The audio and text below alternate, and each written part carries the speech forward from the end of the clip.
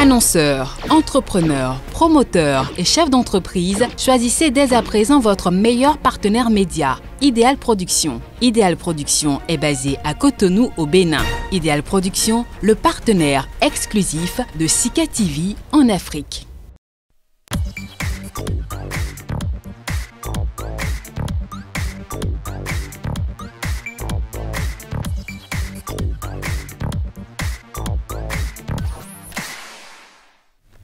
Mesdames, Messieurs, bonjour, bienvenue dans votre émission Droit et Justice. Et Droit et Justice, sur ce numéro, le numéro présent s'inscrit donc dans la suite, disons, de l'immersion qu'on avait faite au cours du premier, une immersion dans la notion des droits humains avec notre invité du jour.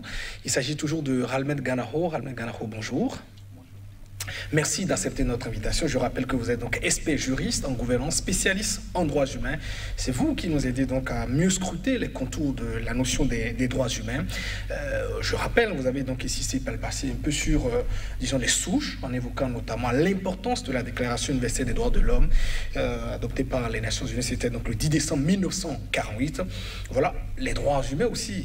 L'Afrique, j'allais dire, aussi consacré, Ralmed Ganaho, disons, certains thèses sans doute, aux droits humains.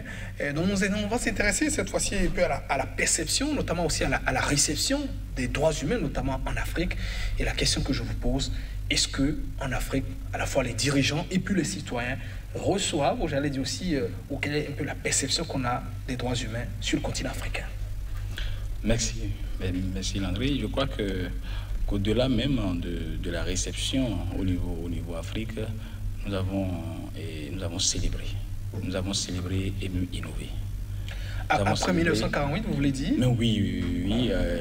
Depuis l'adoption de la Charte africaine des peuples et tous les instruments connaissent au niveau régional, vous constatez clairement que l'Afrique est même allée au-delà des consécrations universelles.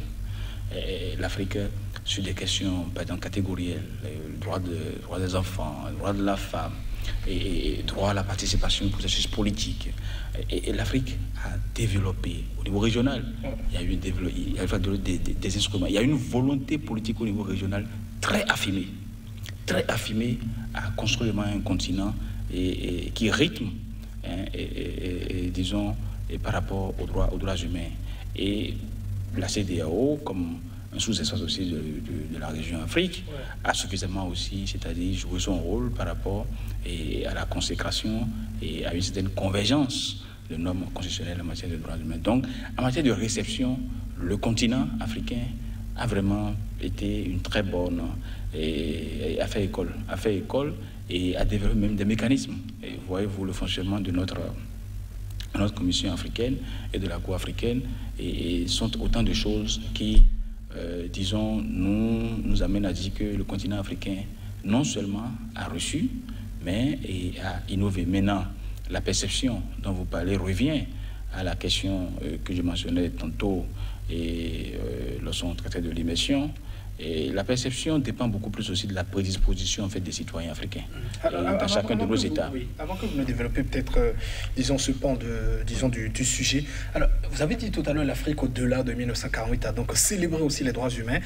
Est-ce que d'abord, je voulais demander, est-ce que c'est beaucoup plus perceptible au niveau, je ne sais pas dans quelle région de l'Afrique, ou bien est-ce que c'est l'Afrique tout entière? Et puis deuxième pan, est-ce que ça n'a pas été un peu sous le fait de la contrainte? On sait un peu bien, Ralmed Ganaho, la ratification des thèses, on le sait souvent dans les pays africains, souvent de la contrainte, et ça n'est pas souvent le cas au niveau des autres pays. Votre réponse? Non, mais c'est ce que je dis. Lorsque vous prenez les États africains séparément, et chaque État, d'une certaine manière, a, disons, célébré et a adhéré plutôt aux instruments des Nations Unies, que ce soit le pacte pour les droits civils et politiques, le pacte pour l'économie socio-culturelle et les autres conventions, et connaissent.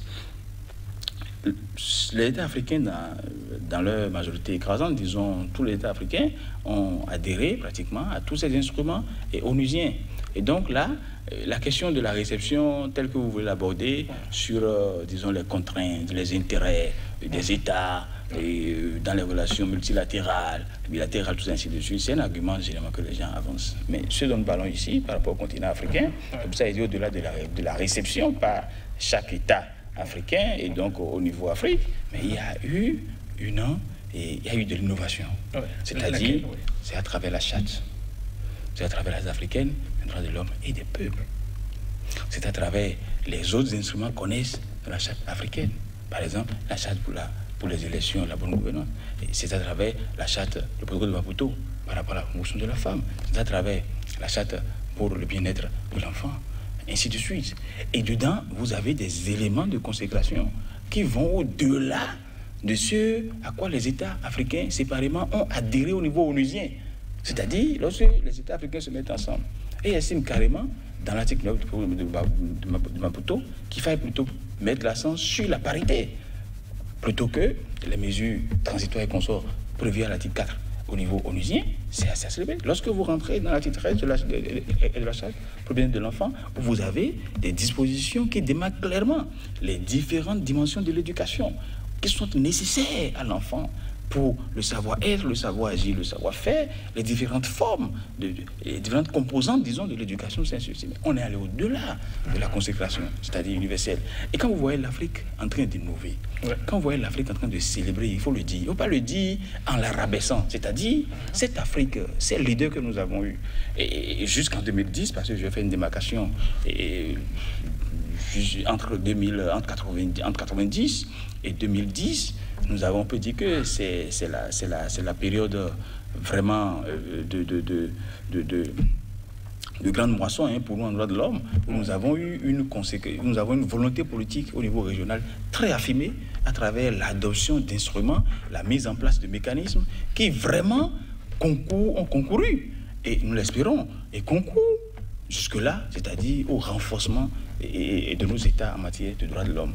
Mais en 2010 et 2020, nous avons aussi successivement assisté à une déconstruction de ce que la volonté. Il y a une volonté, il y a une expression politique au niveau régional qu'on ne voudra pas appeler volonté, mais qui se démarque clairement de la volonté politique affichée par d'autres dirigeants entre 90 et 2020. Je fais la démarcation parce que si vous voyez nos instruments conventionnels, si vous voyez le fonctionnement des mécanismes au niveau régional, dans la période 90 et 2010, et quelques jours après, vous sentez en fait une implication positive de l'acteur politique. Parce que je dois vous dire, les droits de l'homme, depuis 45 ans, tantôt on parlait tout à l'heure de la DUDH, les droits de l'homme tirent leur source de la volonté politique. C'est la volonté politique dans un État, dans une communauté régionale, sous-régionale, au niveau unusien. C'est les droits de l'homme qui construisent, c'est la volonté politique qui construit les droits de l'homme. On va détacher les droits de l'homme de la volonté politique. Parlant de perception au niveau Afrique, pour finir, c'est que les États, les citoyens africains, on peut dire qu'ils ont été suffisamment... On peut dire que la faible volonté politique observée et cette dernière décennie a fini par créer, en fait, dans la conscience populaire, une sorte de méconnaissance des droits humains. Aujourd'hui, on peut dire qu'il y a une jeunesse dans nos États qui a envie, qui est prête même, c'est-à-dire à aliéner de ses droits, alors même que par définition, en tant qu'humain, chaque jeune de cette jeunesse-là, en tant qu'humain, devrait être, c'est-à-dire en mesure de revendiquer ce qu'il est. Je posais la question, est-ce que nous avons de nouveaux types de dirigeants de 2010 à cette fois-ci, ou bien c'est une volonté carrément, disons, de se détacher de ces droits humains, Ralmed Ganaro? C'est pas une prise, c'est pas... Encore une fois, je vous dis, lorsque vous prenez les droits humains, heureusement, malheureusement, tirent leur source de la volonté politique, de façon partout dans au niveau planétaire, au niveau régional, ou bien dans un pays, ou au niveau sous-régional, c'est une démarche. Après, ne détachez pas en fait le fonctionnement géopolitique du fonctionnement géoéconomique. Ces 10 dernières années, vous avez une émergence de nouveaux acteurs, pas forcément de culture politique, mais de nouveaux acteurs politiques venus du milieu des affaires. Que ce soit sur le continent africain, que ce soit sur le continent européen, que ce soit sur le continent américain, vous avez un nouveau modèle de gouvernance politique qui n'a pas d'inspiration idéologique. Si en 1966, il y avait vraiment une guerre idéologique qui a amené en pleine guerre froide à l'adoption des deux pactes, pacte pour les droits civils et politiques, pacte pour la démocratie économique et culturelle, et les Nations Unies dans une assimilation universelle, c'est-à-dire on peut définir vraiment des instruments et des mécanismes pour suivre toute cette volonté politique au niveau planétaire, mais traduit souvent des idéologies comme ça. Aujourd'hui, on n'en est même plus là. Les idées ont disparu. C'est le capital qui régente, le capital spéculatif, qui régente en fait le fonctionnement de nos États et de notre continent, pour finir. Pour dire en fait que nous sommes, les droits humains aujourd'hui sont en proie, c'est-à-dire à une remise en cause tacite du fait de l'establishment politique dans nos États et sur le continent africain. Il y a souvent aussi une raison qui est avancée. On dit nous sommes souverains, on a la question de développement, la question de sécurité. Est-ce que devant ces principes ou ces aspects, on peut renoncer ou penser peut-être à violer les droits humains? Non, je pense que c'est une, parfois, c'est pas méconnaissance ou pas une culture du droit international, du droit de l'homme.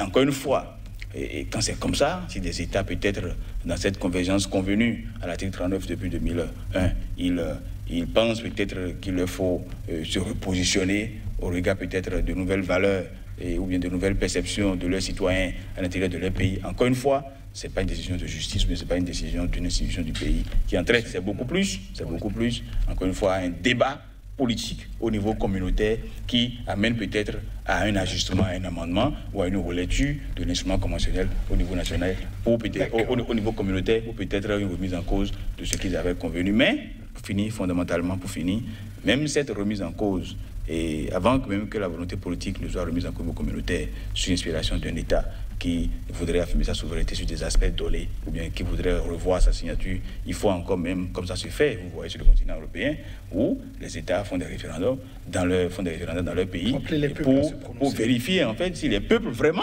ne sont plus en phase avec ces principes portés au niveau communautaire. Donc ce n'est même pas du fait ou de la volonté de gouvernants et d'un mandat donné c'est-à-dire de remettre en cause la foi de tout un peuple en tel principe de développement humain durable. C'est-à-dire, il y a assez de quiproquos sur cette question sur lesquelles il conviendrait vraiment à travers deux occasions. Merci à vous, Ahmed Ganaho, pour toutes ces précisions. Je rappelle que vous êtes donc juriste, expert en gouvernance et spécialiste en droit de l'homme. Vous nous aidez un peu à ce côté, la réception, notamment aussi la perception des droits humains dans les États africains. Mesdames, Messieurs, ce sera tout pour ce numéro. Merci de votre attention. Au revoir.